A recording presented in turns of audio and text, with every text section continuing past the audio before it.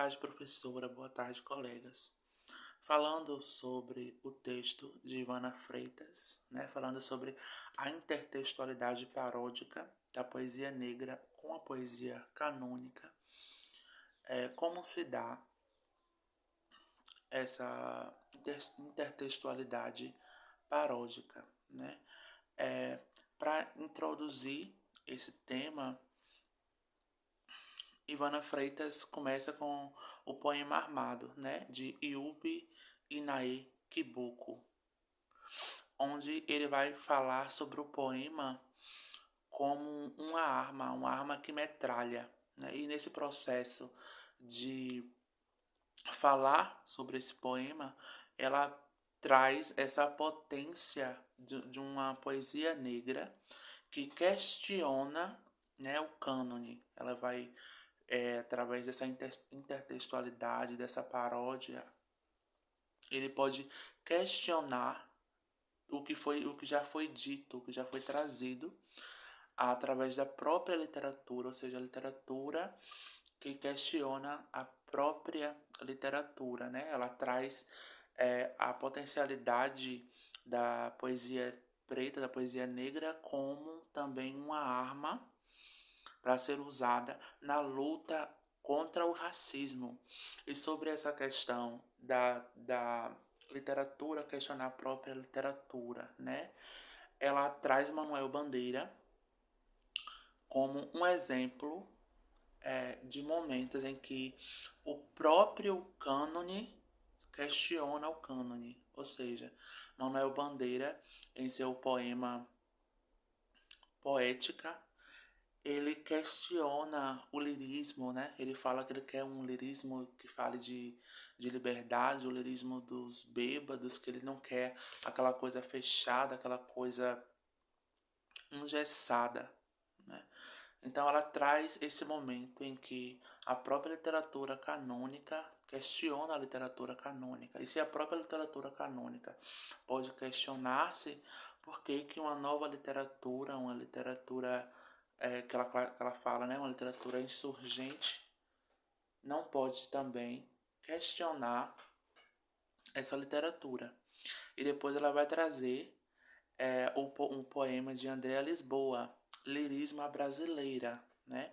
Que vai, assim como Manuel Bandeira, falar sobre a questão do lirismo.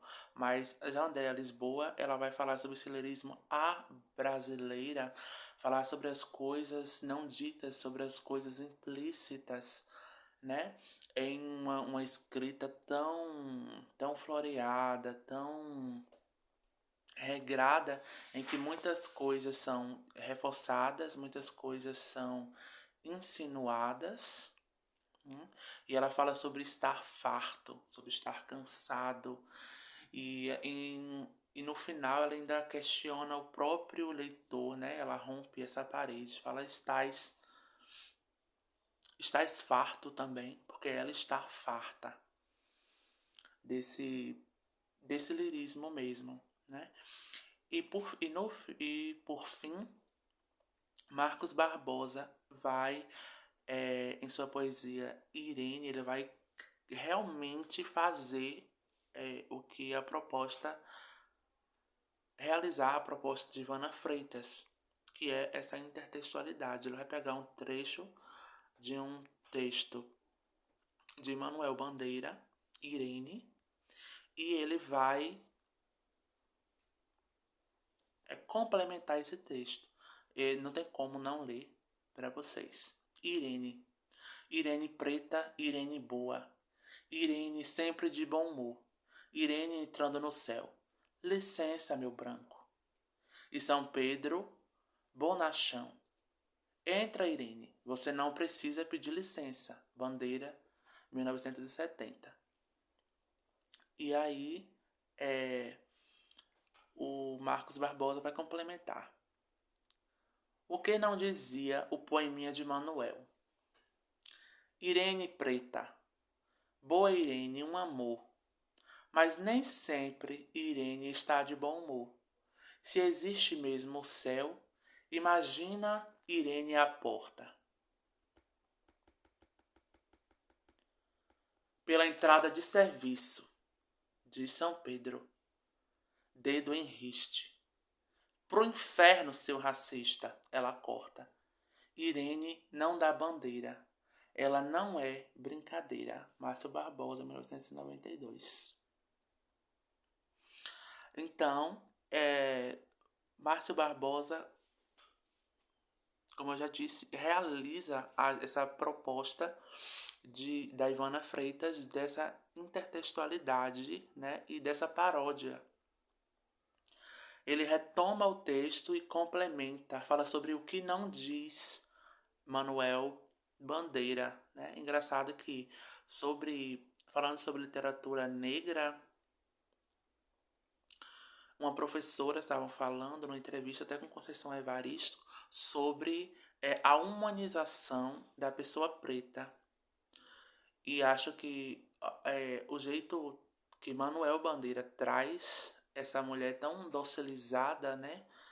Tão amável, tão subjugada, uma mulher que aceita a, a subjugação, né? E aí Márcio Barbosa vem e desconstrói isso. Ela não está sempre de bom humor, ela não é sempre doce, ela também é reativa e ela sabe quando ela está sendo discriminada e ela não aceita essa discriminação.